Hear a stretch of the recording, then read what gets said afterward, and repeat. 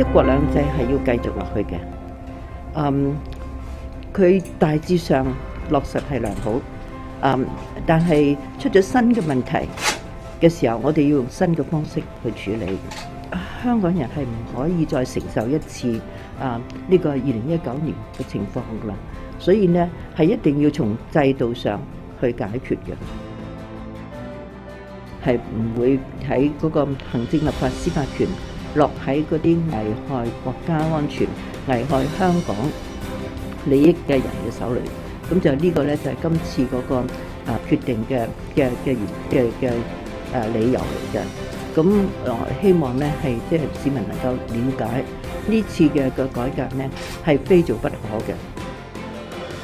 如果是愛國者有才能的話，我相信他們會有更多的機會進入那個政府的架構，盡面的去履行和工作。